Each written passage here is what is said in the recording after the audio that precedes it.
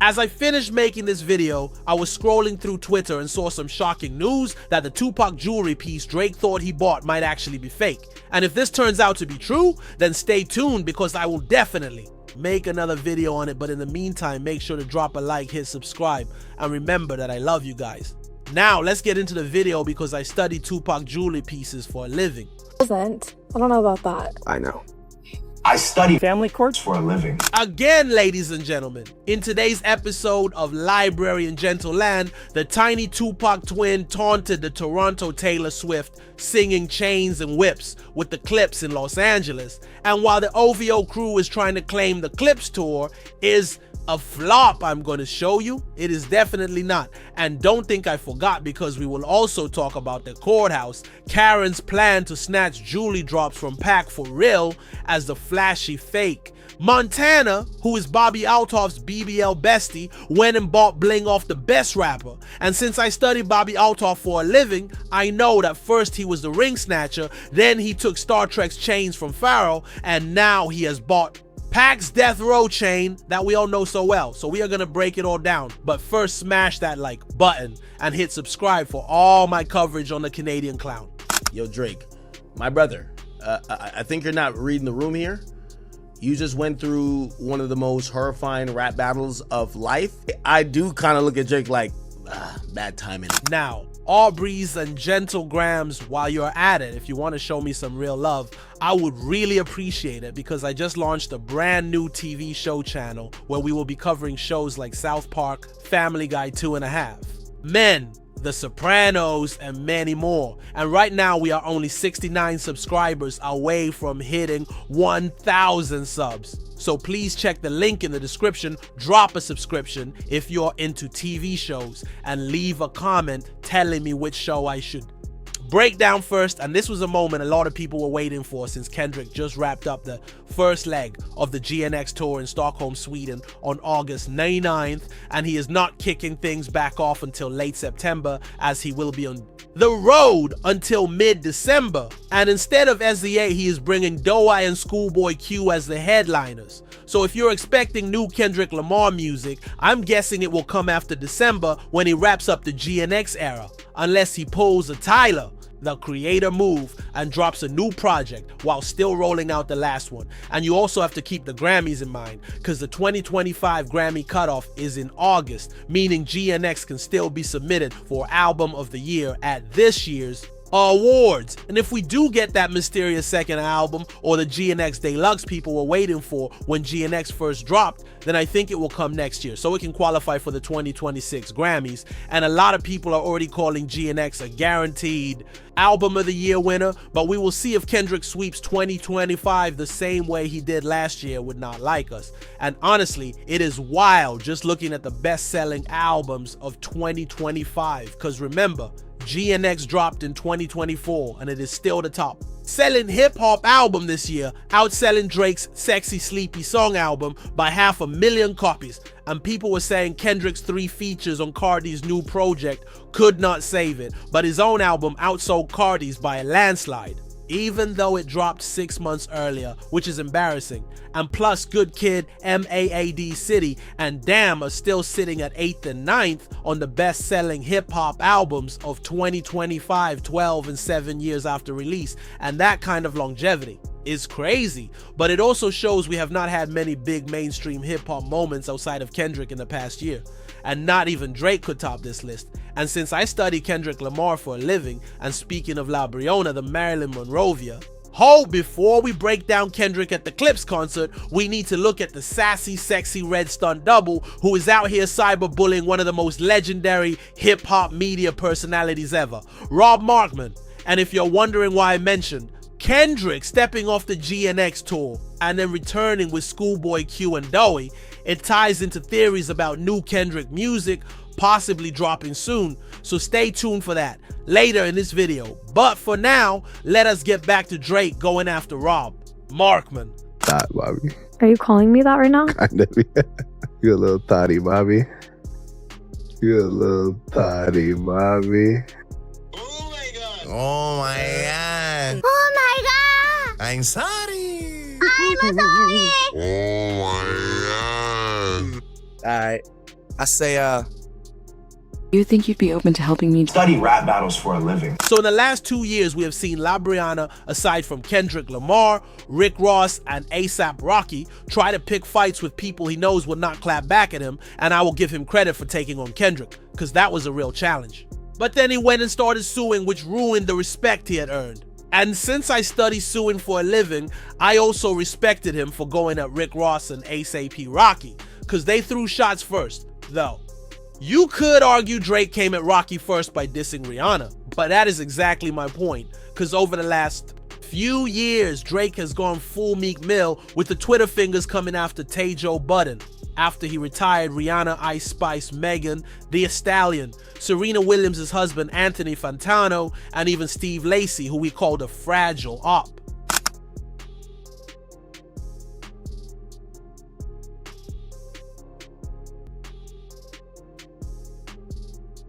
He dissed The Weeknd, he dissed Metro Boomin, and honestly, I'm forgetting plenty of other names. But the point is that it is easy for Drake to go at these people because they do not rap.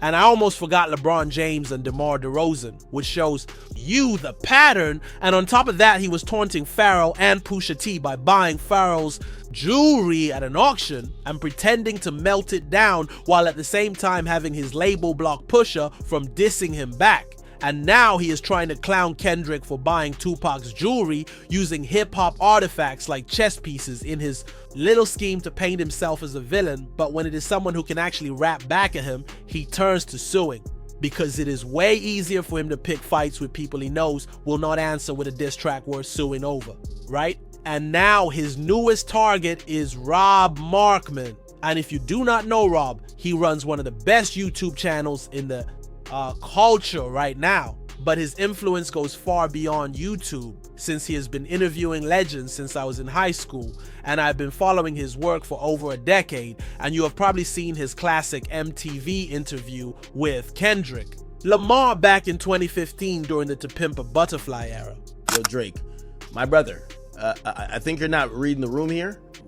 Bad timing again. And Rob has always been a creator who carries himself with real journalistic integrity, and one moment that stuck with me forever was when I watched one of his breakdowns and he paused to say that he could not tell for sure what a line meant or who a rapper was targeting, and only the artist could clarify that, which I thought was powerful, because it showed he wasn't trying to force a narrative and that he always puts the artist first, as he is honest and not someone you go to for clickbait, drama, or cheap gimmicks, since he operates on a higher level and his resume proves it, making him a legend in this space and someone I've been watching since high school. And I'm sure Drake has been tuned into his interviews for years too.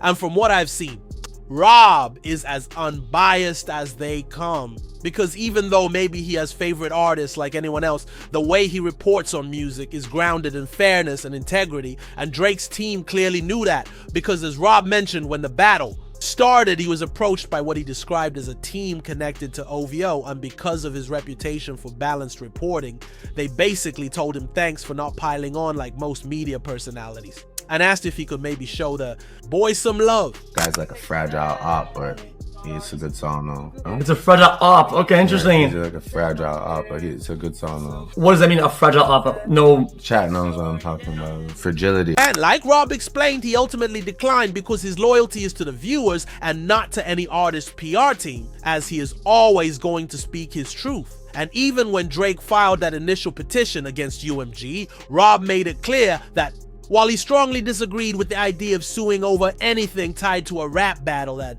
Drake himself chose to engage in, he still kept it neutral by acknowledging that being labeled a PDF is a horrible thing, and stressing that he does not believe Drake is one, while framing it as the ugly fallout of a rap battle rather than fact. But his point still stood, because since Drake willingly stepped into that battle, he should have been aware of the risks and how far things could go, especially with the rumors already circulating about him. So to turn around and sue after the fact just does not make sense. Just that Pac is giving are answers for today, right? Time and age, right, man. And I said the world gotta hear this, right? And they gotta hear it on a major scale. I got that opportunity, and I give love and I give thanks to his mother for allowing me to use her son vocals in a positive light. you know, because a rapper could do anything. They can butcher him and make it the worst thing ever, but I want to continue his message through that, and I thank him for that, for allowing. Now you might think Drake only started coming after Rob because of those recent comments, but that is not the case, because back in 2020, he was already taking shots at him during Joe Budden's Instagram Live, where Drake joked that Rob was such a hip-hop historian, as LeBron James once called him, that if Joe played the story of Adidon, which was Pusha T's diss track against Drake at his pool party, then Rob Markman would be the only person there who knew every word by heart.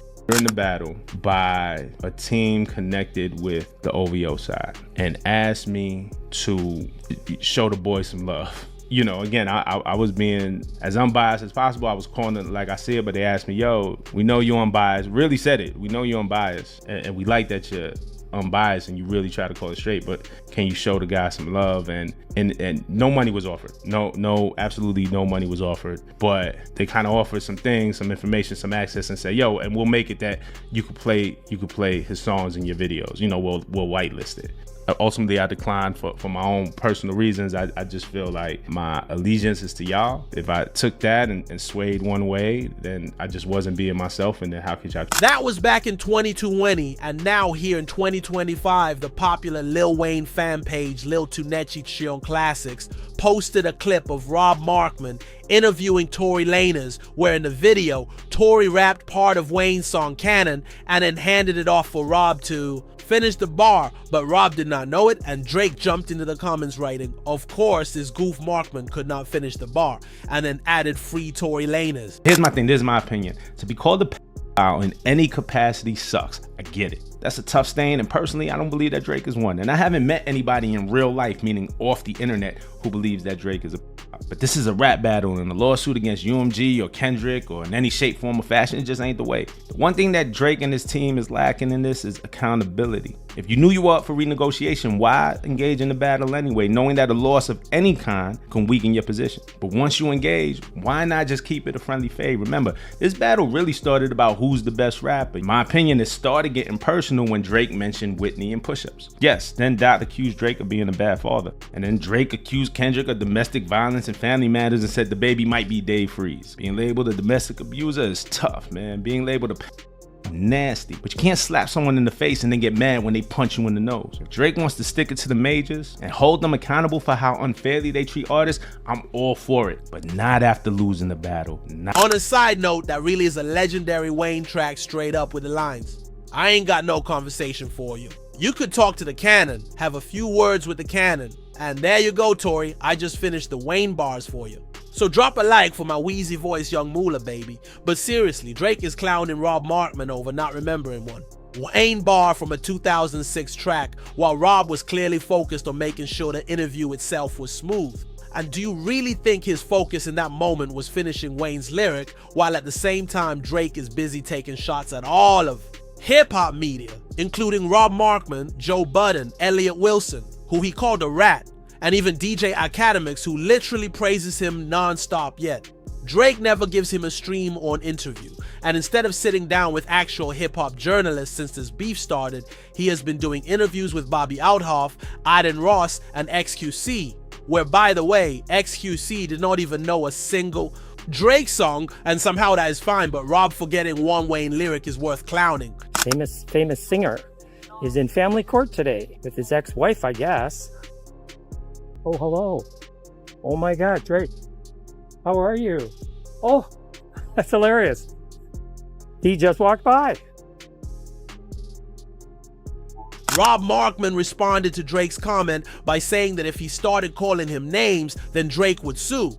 And the only better response I could think of was, why are you sitting down with streamers who do not even know your music, yet you are chirping a respected hip-hop media journalist after trying to whitelist your music so he could react positively and show the boys some love. I'm moving on to other Drake antics. We will cover later in this video, he may have just purchased Tupac's famous Death Row chain, which he likely wore on the All Eyes on Me album cover, and he could have bought it earlier and is only revealing it now to provoke certain people. And he might also have bought one of Michael Jackson's iconic diamond-studded performance gloves essentially collecting the infinity stones of pop culture artifacts, but flaunting them for the wrong reasons. And Karen Civil, if you do not know, is a well-known social media and digital marketing strategist who has worked with Nipsey Hussle, Hillary Clinton, and has a long history with Lil Wayne and Young Money. And in 2022, she became the general manager and EVP of Young Money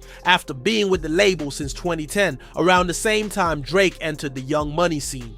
And when a fan asked on Twitter why Drake is so fascinated with Tupac, Karen explained that he knew the Clips were bringing out Kendrick Lamar in Los Angeles, which made the chain purchase a calculated move to redirect attention to himself.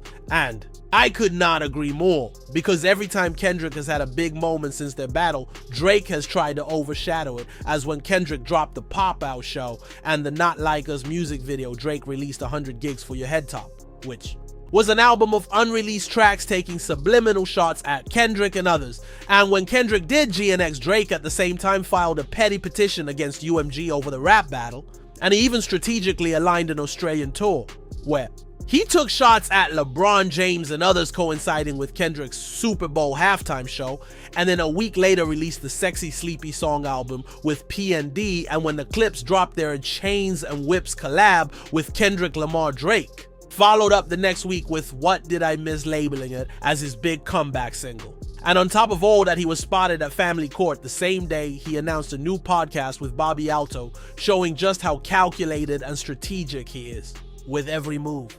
Drake track? It's a Drake diss. No. We know what it is. No, it's not a diss. And it's on Scorpion. What's that? He's never heard that album. We're off to a horrible start, okay. And it's on Scorpion. What's that? Wait, is that an album name? Yeah, it's my name. It's my album. So it's an older, right? Because it's an older album. What color is the album? What color is it? Black and gray. Man, I'm gonna make a fool of myself.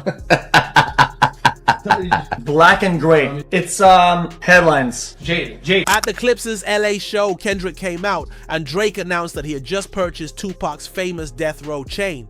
And as Karen Civil explained, it was a calculated move to redirect attention back to himself, which clearly seems to be working since we are talking about it now. But the significance of Drake owning that chain goes deeper, because during the beef after he bought the Tupac ring and Kendrick performed Euphoria, someone told me, "You got a ring, I promise I would rather double the wage than let a Canadian make Tupac turn in his grave," showing Drake's lack of respect for the heritage and legacy of these artifacts, since he copied Tupac pieces while releasing highly disrespectful AI diss songs aimed at Kendrick.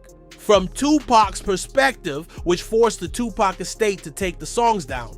And then he even rapped in Family Matters blaming Kendrick for having the estate intervene, while also buying Pharrell and Chad Hugo's old jewelry at an auction, tied to the Star Trek movement, and taunting that he now owns the jewelry Pharrell sold, literally rapping that he does not care about the heritage, and dismissing Louis Vuitton now that Pharrell leads their menswear, which raises the question of why Drake should possess these items when he shows no respect. And Kendrick's stance is clear, since during the Pop Out show, he altered his lyrics to emphasize that Drake should give back the Tupac ring, which he does not deserve. And academics' reaction to that change was priceless, because Kendrick's performance that night was legendary, arguably top 5 of his career, as he opened with Euphoria on an empty stage under red lights, wearing a red hoodie and a red hat, rapping every bar, word for word, with no backtrack, and delivering every line with menace, which proved why he can do stadium tours without backtracks.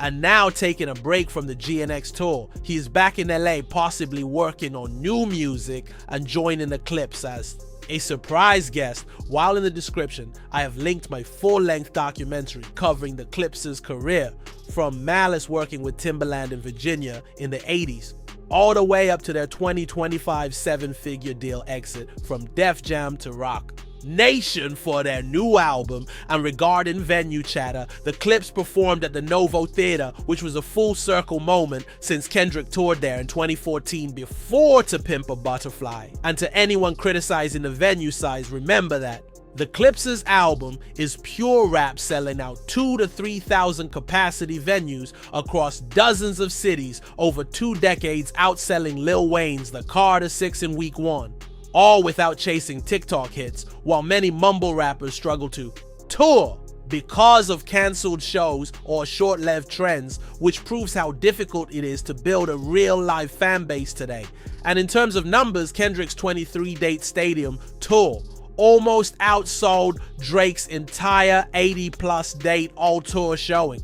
Now, metrics do not lie, and because the Clips's album POV is one of my favorites of the year, I am showing different POVs of Kendrick performing with him in LA, with each POV improving as the video continues capturing the energy, the crowd, and the privilege of witnessing legends like my brother Pusha and other Day One supporters live in our hometown.